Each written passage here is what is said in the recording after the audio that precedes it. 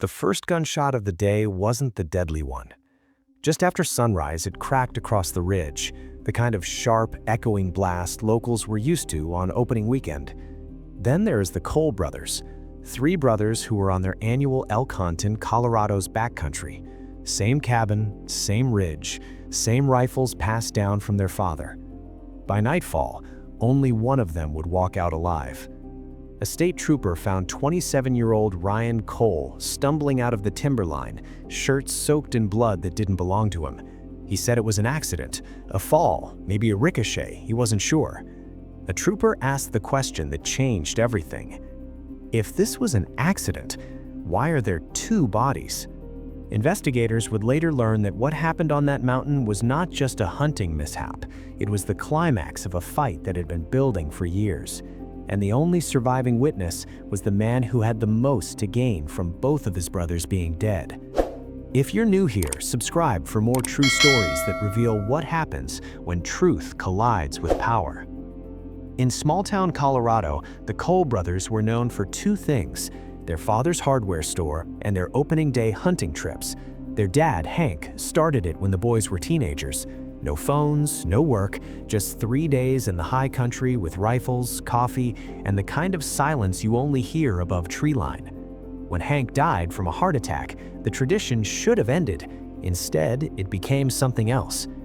The oldest, Mark, was 33, steady, married, 2 kids, the one who stayed and ran the store.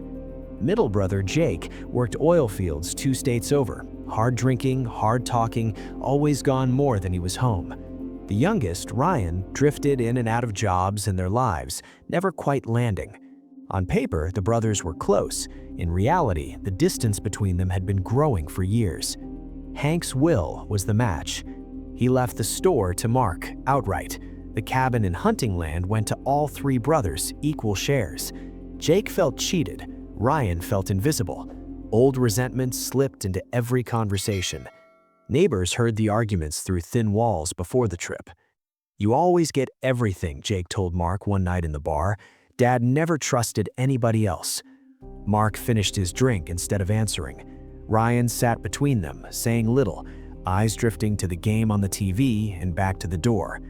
2 weeks later, they loaded gear into the truck like they always had: coolers, rifles, sleeping bags, 3 orange vests. On the outside, it looked like tradition. On the inside, it felt like a reckoning. It would be their last trip together. What nobody knew then was that one of them had already made a decision about how the weekend was going to end. The Cole hunting cabin sat 5 miles off a dirt forest road, reachable only by a rutted track that people from town joked could break an axle and a marriage in the same afternoon. No power lines, no neighbors, just thick timber, granite, and snow that lingered in the shadows. They arrived Friday afternoon. The wind was already picking up, dragging clouds over the ridgeline. Inside, the cabin smelled like old pine, gun oil, and Hank's coffee-stained thermos still sitting on the shelf where he left it. Mark moved through the place like it belonged to him, because in his mind, it did. Jake dropped his duffel a little too hard, letting it thud against the floor. "Remember when we did this without thinking about debt and paperwork?" he said. Mark pretended not to hear the edge. Ryan busied himself with the stove. "We still shoot, still eat, still curse the cold. Something survived." He tried to smooth the air. It did not work. That night, over canned chili and whiskey, the conversation went where it always did. "You could sell me your share of the cabin," Mark said casually. "Get some cash, put it toward your truck loan." Jake laughed without humor. "You mean give you the last thing Dad left all of us?" "It's not a big deal, Jake," Mark replied. "You were never here." Ryan watched the words bounce back and forth like slow-moving rounds. "And what about him?" Jake jabbed a finger toward Ryan. "You planning to buy him out too, so you own everything like always?" Ryan kept his gaze on the table. "I have not decided if I'm selling." "What is there to decide?" Jake snapped. "You live in a rented room above a bar. You can't even afford gas up here without Mark." Outside, the wind hit the cabin walls with a hollow, constant push. Mark stood, collected the empty plates. "We're up at 5, big hike in, get some sleep." Nobody said goodnight. In the morning, they stepped into the cold dark with rifles slung and headlamps cutting narrow tunnels of light through their breath. By noon, only 2 sets of boots would be walking that ridge. According to Ryan's first statement, the morning started as planned. They split up near the creek, spread out to cover the draw. Radios clipped to their vests, orange caps bobbing above the brush. The first hours were uneventful. A few tracks, distant elk calls, no clear shots. Then, mid-afternoon, the wind shifted and the mountain got quiet, the kind of quiet seasoned hunters notice. Around 3:20, a hiker on a distant trail heard shouting somewhere up the ridge. 2 voices, male, angry. He couldn't make out words, only the tone. Minutes later, 2 shots cracked through the trees. Hunters in another valley checked their watches, shrugged, and kept glassing the hillside. By 5, the temperature had dropped. When the brothers failed to check in on the radio, nobody knew but them. At 6:47, emergency dispatch received a call from a prepaid cell. A man's voice, breathless, panicked. "This is Ryan Cole. There was an accident. My brothers are hurt. I need help." He stumbled out of the timber 30 minutes later, waving his arms at the first flashing lights he saw. Troopers followed him in. They found Mark first, lying near a deadfall pine, a dark entry wound under his left shoulder blade. No exit. No sign of an animal anywhere near the pine. Jake was 50 yards away, half down a rocky slope, skull fractured, rifle several feet from his body. The scene didn't look like a hunting accident. It looked like a fight that had ended in 2 different ways. Ryan's story shifted every time he told it. "We were arguing," he admitted, "about the land. Jake slipped. Mark must have caught a stray bullet when I fired at a cow. It happened so fast." A trooper studied him for a long moment. "Why did you not call sooner?" he asked. Ryan's answer was quiet. "I thought they might get back up." Later, investigators would learn there was more to that delay than shock. There was something on that mountain Ryan did not want anybody to find. Detective Aaron Salazar from the State Bureau arrived the next morning, the mountain now wrapped in crime scene tape and generator hum. Her job was simple to define and hard to do: figure out whether 2 brothers died by mischance or murder.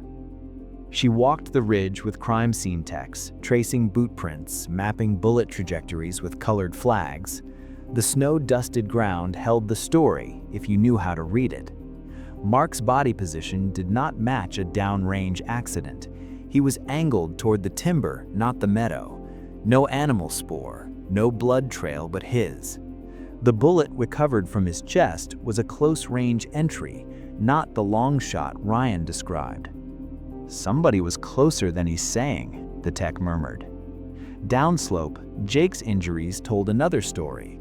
Gravel embedded in his skull, no bullet wounds, no drag marks, as if he had gone over the edge fast, unprepared. Aaron replayed Ryan's interview. "He slipped," he had said. "We were yelling. He took a step back, and then he was gone."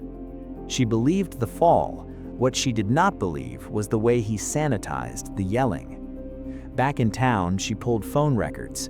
The 911 call was made 43 minutes after the last outgoing call from Mark's phone.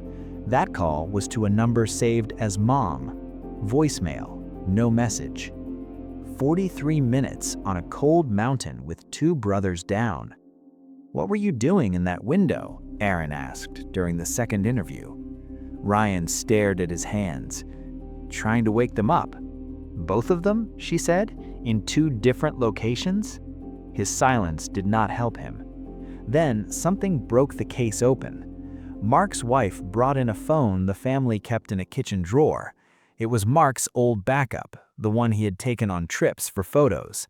The screen was cracked, battery low, but it still turned on. The last video was time-stamped an hour before the shots on the ridge. It was shaky, shot from waist level, as if somebody hit record by accident and forgot about it. The audio, however, was painfully clear. Aaron watched the clip 3 times in a row, each pass cutting away any doubt she had about what happened up there. The video opened on boots moving through brush, branches scratching the microphone. Mark's voice closer than the others. "You are not getting the cabin," he said. "End of discussion." Jake laughed. It was not a kind sound. "You think Dad wanted you to hoard everything while we rot, that it? You had your chances. You walked away." There was a pause. The wind picked up. Somebody's foot slipped on loose rock. Then Ryan's voice, low, trying to cut through. "Can we stop?" he said. "There are a dozen elk on this mountain, and we're yelling about deeds." Jake snapped at him. "Grow a spine, Rye. You always take his side." "You're drunk," Mark said. "Put the rifle down." There was a scrape, the metallic clink of a gun being shifted from one hand to another. "You gonna make me?" Jake said. Rustling, boots scuffling, a grunt. Then a sharp impact sound, like body against rock, followed by a choked shout. "Jake!" Ryan yelled. "Grab my hand!" Another crack, stone breaking free, and a distant, sickening thud. Silence, except for Ryan's harsh breathing and Mark whispering, "Oh God." The next words were quieter, closer to the microphone, as if Mark leaned in. "This is on you," he said. "You pushed him. You always do this. You lose control." "I was trying to get the gun," Ryan said. "I'm telling them what happened. Both of us. No more secrets, no more covering." There was movement, quick, a scuffle. "Do not point that at me," Mark said, voice suddenly sharp. "Ryan, stop!" The last thing the camera caught was a muffled shot and the sound of someone hitting the ground. The clip ended there. Aaron sat back, heart thudding. There was no animal, no stray round, no anonymous slip. There was a fight, a fall, a man who panicked, and a trigger pulled at close range. The only question left was whether a jury would see it as murder or the worst decision of a terrified man who had already watched one brother die that day. At trial, the prosecution framed it simple. 3 brothers went into the woods, the DA told the jury. Only one came back, and we are here because that one does not want to accept what he did. They played the Ridge video. No music, no cuts, just raw audio in a silent courtroom. People flinched at the thud of Jake's fall. Some looked away when the gunshot came. Ryan sat at the defense table staring at the monitor as if seeing it for the first time. Maybe he was. Memory under stress is not a clean recording, but the camera had no reason to lie. On the stand, he admitted what the clip already showed. "I grabbed Jake," he said. "He was waving the rifle around. I tried to pull it away and he slipped." "Did you push him?" the prosecutor asked. Ryan's jaw flexed. "I was trying to stop him." "And after he fell, when your older brother said he would tell everyone what happened, why did you raise the gun on him?" Ryan's eyes rimmed red. "He kept saying it was my fault, that they would blame me. He was going to take my life apart, and he was right." "So you decided if you were going to lose your life," the prosecutor said, "you would not lose it alone." The defense argued heat of passion. One brother dead at his feet, another threatening to ruin what was left. Panic, blind fear, a man whose whole world collapsed in minutes. Aaron's testimony was clinical. "The shot to Mark was fired from less than 10 feet, she said. Based on the evidence, it was not an accident." When the jury came back, they rejected premeditated murder. They convicted Ryan of voluntary manslaughter for Jake's death and second-degree murder for Mark's. He would spend decades in a state prison, the mountains nothing but a line of blue on the far horizon out his narrow window. On paper, justice was done. But anyone who listened to that Ridge recording heard something more complicated than a simple villain and 2 simple victims. They heard years of resentment boiled into seconds, pride, fear, the weight of inheritance, both financial and emotional. A fatal argument that began long before the first shot was fired. The coal cabin is still unsold. Locals say the land feels heavy. Hunters avoid that ridge now. Every opening day, gunshots still echo across the valley, but the sound carries a different weight. a reminder that sometimes the most dangerous part of a hunting trip isn't the wilderness, it's the history you bring with you. If you believe stories like this should be told, hit subscribe. We uncover real cases that show what happens when truth collides with family, power, and fear.